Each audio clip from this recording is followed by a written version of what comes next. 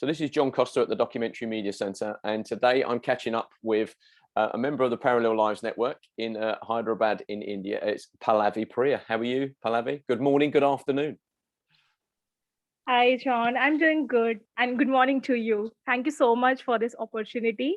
And yeah, I'm so happy to catching up with you after a long. I think it's been a year, hasn't it? It's literally been a year since we've spoken. Yeah.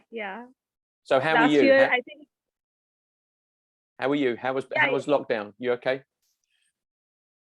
I'm doing okay and I am double vaccinated, but unfortunately now again with this Omicron here, the situation is, again the COVID cases are increasing, and even I got affected in this third wave for the second time. So I got COVID in the second wave last year in April, and again this year also I got, but yeah, right now I'm doing okay. Okay. Well, sending you our best wishes from the UK, and again, many people across the network have been affected in different ways. Last night, we got told by our government that all of the restrictions pretty much are going from next week. So we're kind of, we're kind of just getting on with it, if you like. So I'm not sure whether that's a political move or a scientific, driven by the science. But we at the end of the day, we can only look after ourselves and each other. So I send you our best Yeah, wishes. Now, the reason I want to catch it's up with so you, true. the reason I Yeah, want to yeah. catch up with you is you messaged me just before December and said, "Oh, could you have a quick listen to this podcast that I've started?" Which was great. Oh, So yeah. I've listened to the ones at the start, the eco-friendly, kind world, and they're kind of Yeah. part information, part conversation, interviews with people, and they're very therapeutic because obviously, is that your own music as well in there? No, that's not my own. Okay. So I'm using this app called Anchor. So we have some inbuilt music there. So I'm using that, and few of the music I have, I guess, downloaded from YouTube, like related to the environment, what I like. So yeah, I mean, it should just go with the conversation which I am doing, and so yeah, I just put a different music in each episode. Yeah, it's very good. It's very therapeutic. Like I said, I enjoy listening to them. So I'm working my way through them, and I thought, well, I need to check how many you've done for today's conversation, and you're on number 17 already.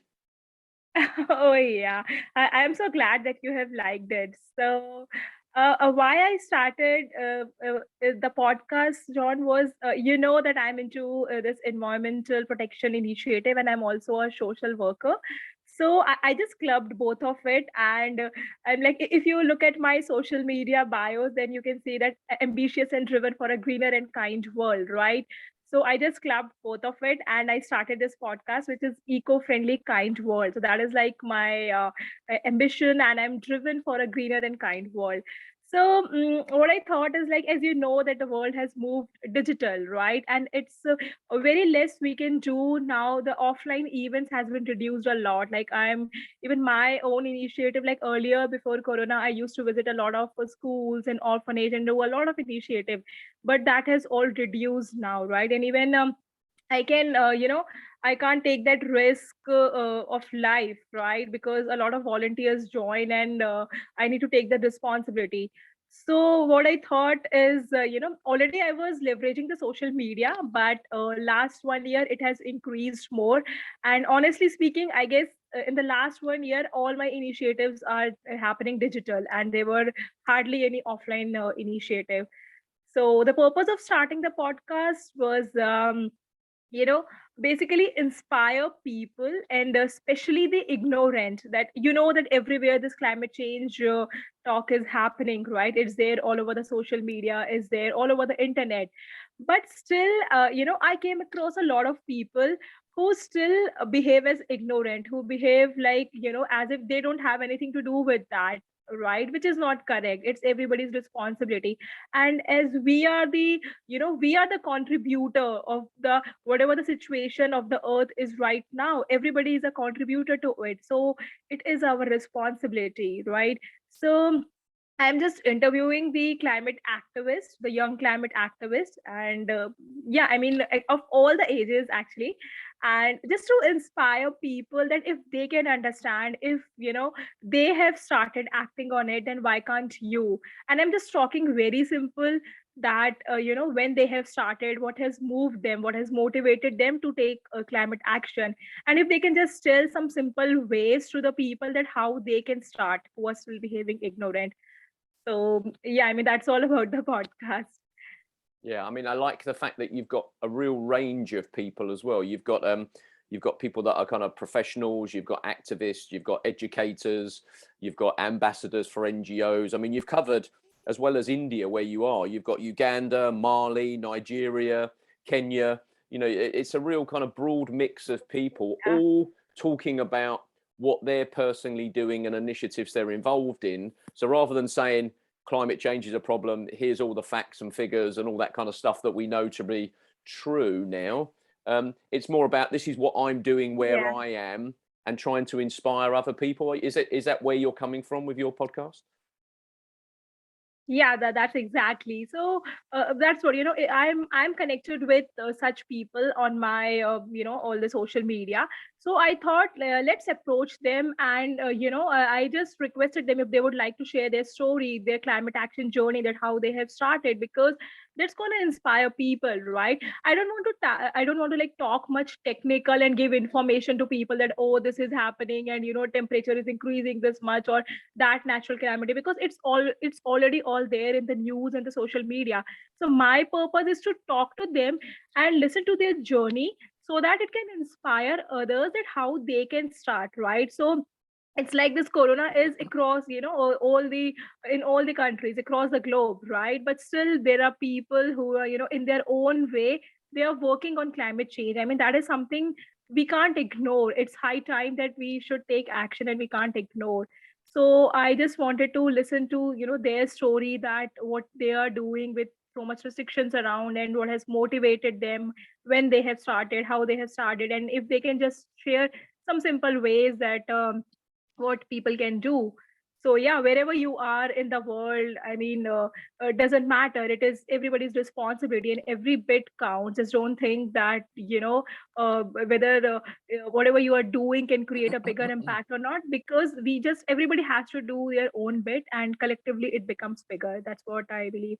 And I myself so inspired listening to their stories. There are you won't believe, I interviewed a 6-year old climate activist from UK.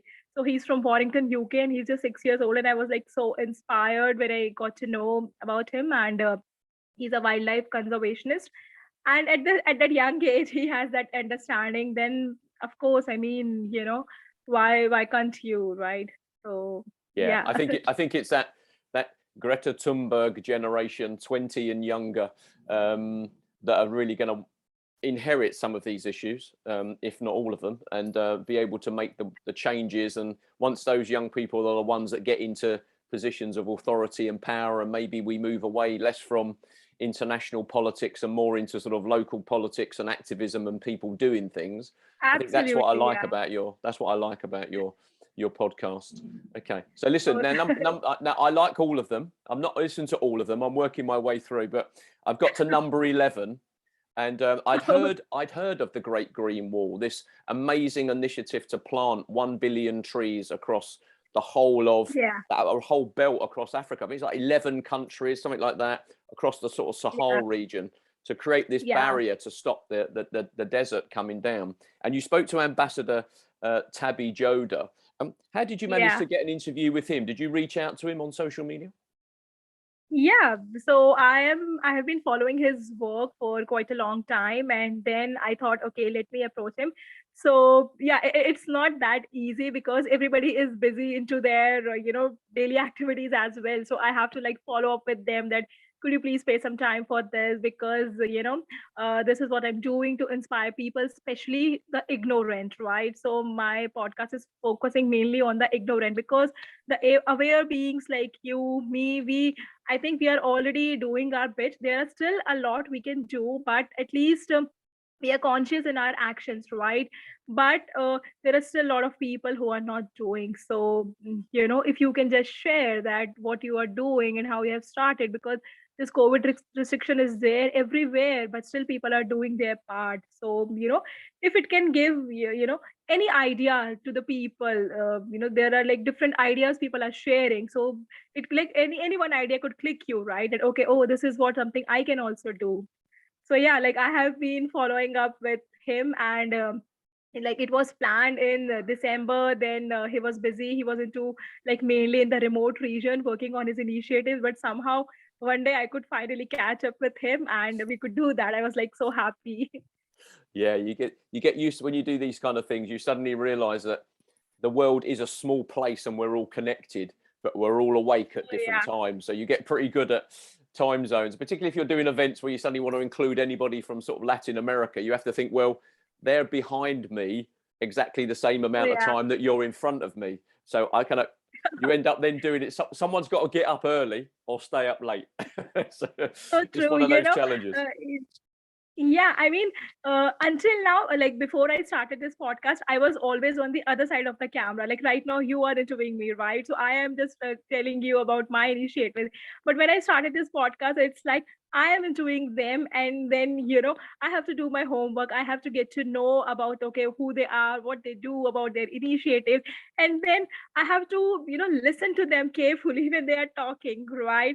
That's how you can keep the conversation engaging and going. And yeah, even I got familiar with the African time now. So before my podcast I was not at all, because I never interacted personally with anyone from Africa. Because but in this podcast, interestingly, most of the people I have interviewed are from Africa, right? People are from Uganda, Kenya, Nigeria.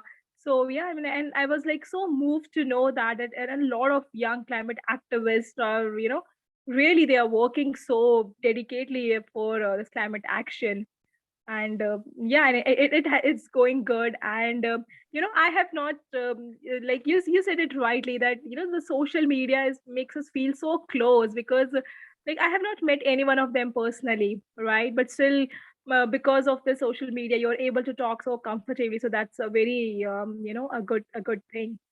Brilliant. Well, listen, from my small amount of experience of doing these kind of things, I think, and my interviews with you, you're the perfect person to do it, because, like I said, it's part mental health and well-being.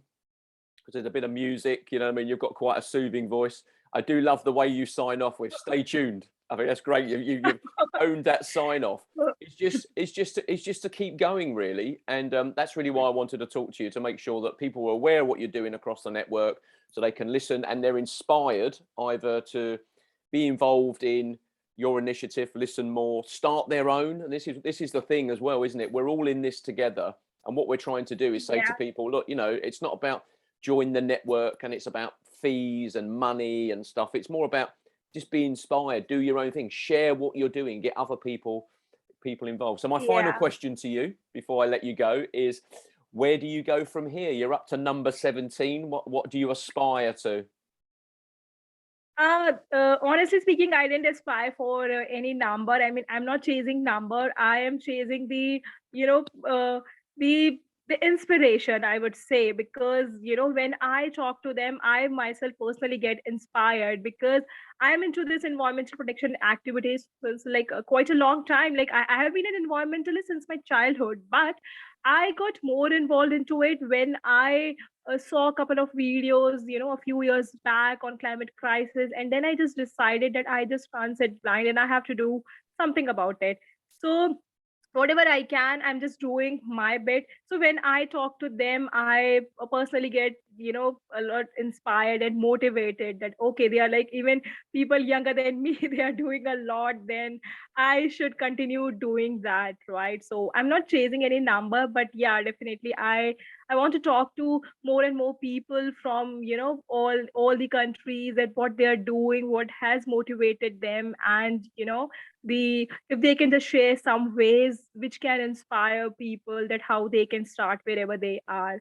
So that's what I'm chasing. That's brilliant. Yeah, That's brilliant. Well, listen, I'll put your Twitter, your eco-friendly world Twitter, on the bottom yeah, of this video as well, and encourage people to kind of reach out to you, or if the network members, they can come through me to get your contact details and stuff. and if they're up for being interviewed about what they're doing around green issues and the environment and oceans and stuff like that, that'll be amazing. Thank you so much for taking the time to speak to me today.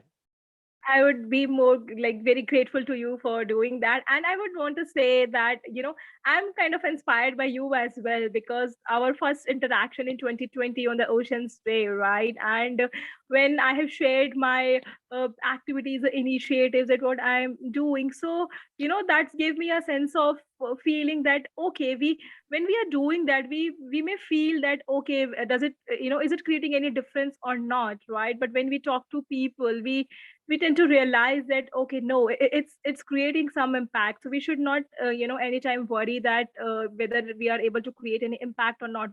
We should just continue doing whatever we can, right?